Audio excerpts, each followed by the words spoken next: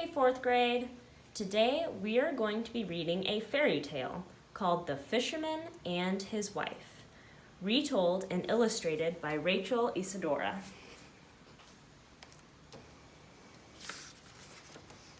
The Fisherman and His Wife. Long ago, there was a fisherman who lived with his wife in a pigsty by the sea. One day, the fisherman caught an unusually large flounder. "Please spare my life. I'm not a fish, but an enchanted prince," the flounder begged. Surprised that the fish could speak, the fisherman let him go.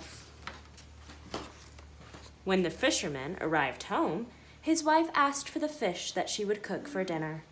The fisherman told her about the flounder. "Did you not wish for anything before you let him go?" she asked. "What would I possibly wish for?" the fisherman said.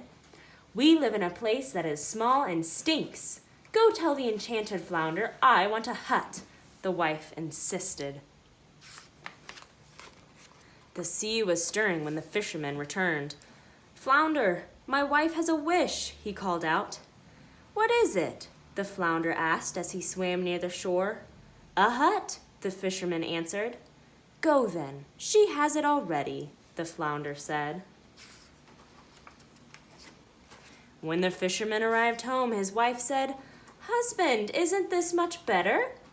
"Yes," the fisherman answered, "now we will be happy." And they were for a few days, until the wife said, "This hut is too small. Go, husband, and tell the flounder I want a stone castle." The fisherman knew this was not right, but he did not want to argue, so he went. The sea was green and murky when the fisherman called to the flounder that his wife had another wish. "What does she want now?" the flounder asked. "Alas, she wants a stone castle," the fisherman called. "Go then, she has it already," the flounder said. When the fisherman arrived home, his wife asked, "Is this not beautiful?" "Yes," the fisherman said. "Now let us be content." The following morning, the wife decided, "We should be king of all the land." "But I don't want to be king," the fisherman said. "Then I will be. Go tell the flounder I must be king," the wife said. So the fisherman left with a heavy heart. The sea was dark and frothy when the fisherman called to the flounder that his wife had another wish. "What does she want now?" the flounder asked. "To be king," the fisherman said, frightened. "Go home. She is king," the flounder said. The fisherman went home and said, "Now, wife, there is nothing more to wish for. I am king and you are nothing but my husband. Go tell the flounder I want to be emperor over all the lands," the wife ordered. The sea was black and boiled up from the deep below. The fisherman trembled when he called to the flounder. "What does she want now?" the flounder asked. "To be emperor," the fisherman called out. "Go, she is emperor," the flounder called back. The wife was emperor. "Are you satisfied now?" the fisherman asked. "No," the wife said. "I am emperor now, but I want to be pope too. Go immediately and tell the flounder." The sea roared as it rose higher and higher.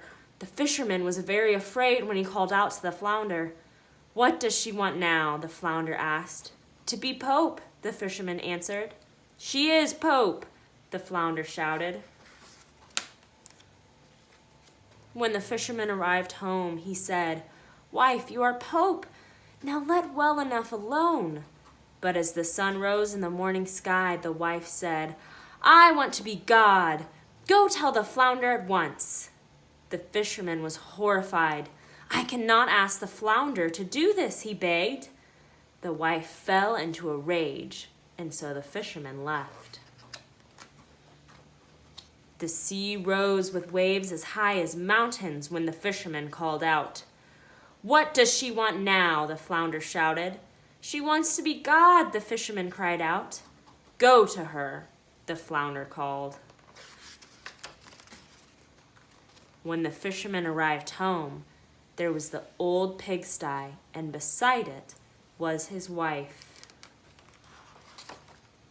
And that is where the fisherman and his wife lived from that day on. The end.